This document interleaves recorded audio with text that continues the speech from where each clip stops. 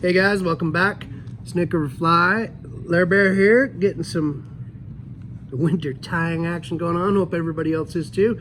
Gonna play with a little bit of a new material that we've been working on for the last year or so. We wanted a material that kind of did it all. You know, we love that complex twist look, that layering look in a lot of fly applications, and so we decided just to try to do that all in one bag. So we've combined some of our more popular items on our website and blended those up tediously, and we're tying a little rainbow trout jig on a Matsu. Let's see, it is a Matsu big nymph hook, size 8. This is a 90-degree bend, big, large gapped, really good steel. We love all the Matsu's hook, and we've got a 4.6. No, 4 millimeter, maybe 4.6, 4.6 slotted tungsten bead on there. And we're going to start this baby out with some of our favorite big fly or really strong fly thread, the nano silk from Semper. Definitely one of the best threads I've ever tied with. You know, we don't use it for everything, but anytime we're tying something that's, you know, got some hardware on it, or if we want to stay real small, it lays down really small and tight. You can see how that works out. So just going to add this tungsten bead to this jig hook, and then we're going to get our thread started, work our way to the back. You're never going to see the hook shank on this, so I'm definitely, you know, like thinking about, you know, covering the shank, but I'm not going to try to totally cover it here. Then just to make sure everything works out, we'll just put a little super glue on there.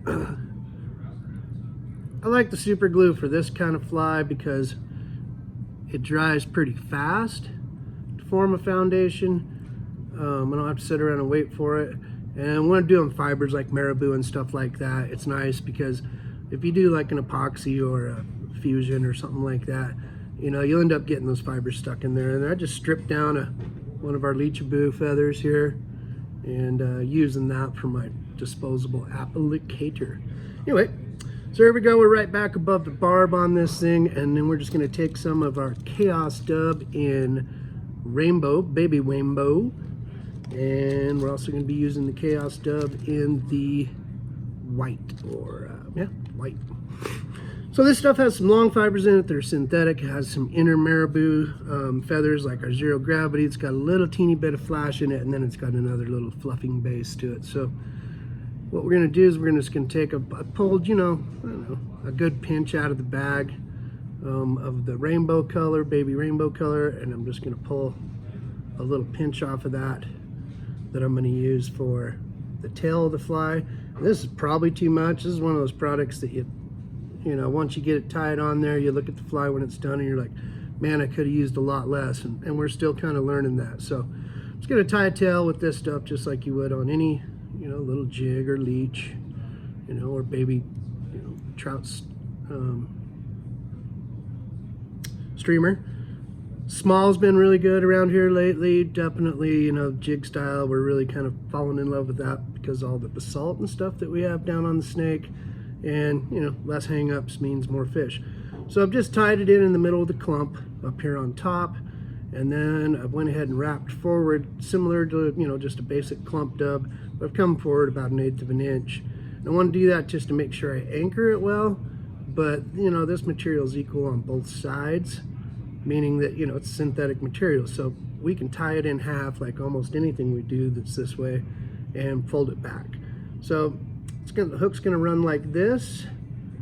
So I'll just take this baby rainbow and pull it kind of down, under, and back, and that'll just kind of get the top of the hook covered here.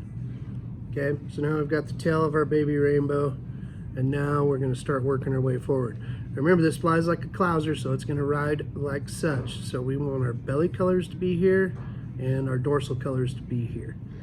And that's kind of why we're liking material like this. We want to be able to get two-tone. We don't just want to, you know, make a complex twist and wrap the body all the way around. We like to get dorsal and ventral coloration, stuff on the top, stuff on the bottom. So same thing, I took our white, And I'm just gonna, I want it kind of short in this section right here because my belly's gonna taper like so. So I've come right in front of that clump, take that material, lengthen it, or get it to length. Now the same thing, I'm gonna work forward about 1/8 of an inch. And that's what's gonna start that belly, okay? I'm not gonna pull this stuff back yet because I'm gonna flip over my Renzetti Traveler, which we love, and take another clump of baby rainbow. This is gonna be the back, and so I'm gonna do the same thing on the ventral side, which is the bottom of the hook shank, as I did with the white on the top, which will be the bottom of the fly. Same thing, fluff it out a little bit. So we kind of got a bow tie action going here, like so. Now what I can do, that I have them both tied in, now I can just flip this over. I like folding these fibers back from the top down, saves on holes in the finger. Pull the white down like so, taken. Pull the rainbow down like so. Good clump right here. If you wanted, you could hit that with a little drop of super glue, but for filming purposes, we don't need to. Okay, so we've got 4 clumps tied in so far, and we're just going to continue this as we're working down. I'm going to take a little bit of my white, I'll jump forward just a touch with my thread here. But we've got this little dam right here that's created that's going to give you that natural propping of the next clump. Wind it right up against, it's going to give you that prop. I'll pull it a little shorter, like so. Now we'll just do the same application with the baby rainbow, like so. This is clumps number, I believe, 4 and 5. Have to go back and count. All right, now flip that over. And you can do this all at once if you want, just form it and push it back, but I'll do one side at a time. I'll reach under my thread, pull the rainbow back. So this material is soft enough that you can fold it back like this without creating a ton of bulk, but the long fibers that are in there make it pretty tough. All right, so you kind of get in the best of both worlds. Once again, take a little bit of our white, belly white. I'm going to jump this forward quite a bit on this one. This would be clumps like 8 and 9. Wind it back like so. And now I'll do the same thing on the front, on the head, on the rainbow. I'm going to take a little bit more. We have this chaos stubbing, I think in like 8 or 9 colors right now, but soon to have it in some more. Working on them this weekend. And so I have like all our standard colors that we have in 0G eventually. This is just a cooler version of. I'm going to wind right up behind the bead here, because I want these just to be my last wraps. All right. Now I'll just pull my white back right behind the bead eye right now, or the bead right now. A little bit more white on your side. The nano silk works really well for this because it's strong. I can crank on it, and it's small in diameter. It takes up a small space, so you actually get some flaring. Hopefully that we'll have that out the next couple weeks, but little fly tying action last night here with a couple beers and a few of the gang, and we actually were stacking this stuff and trimming it for heads, and that's coming next. You guys are really gonna like that, but we're not quite there yet with it. So just gonna go ahead and finish up. I've got my fly turned upside down, inverted. You know, right now you could brush it out if you want, but I prefer to go ahead and whip it off first. Whoops, if I knew how to use this tool. Whip finish right behind the bead. You know, anywhere from 20 to 80 probably is good. Since we're just shooting video, I'll only put in like 12. Clip that bad boy off there.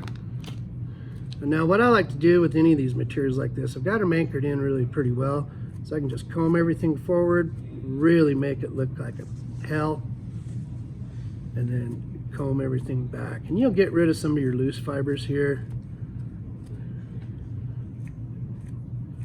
Basically just a cool little rainbow jig. Had Eldon Barrett in yesterday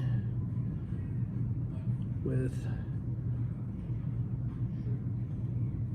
some of his clients that he'd fished, and Eldon is kind of notorious in this area, or infamous for the rainbow warrior jig. He took a couple packs of this right off of the production table. Anyway, Eldon fishes small stuff like this a lot. He's been around forever, still guiding over on the Henrys and the Snake a bit, because he still loves to do that stuff, and he's pretty evil. But there you have it. This is our Chaos. Any water, Brando? Our Chaos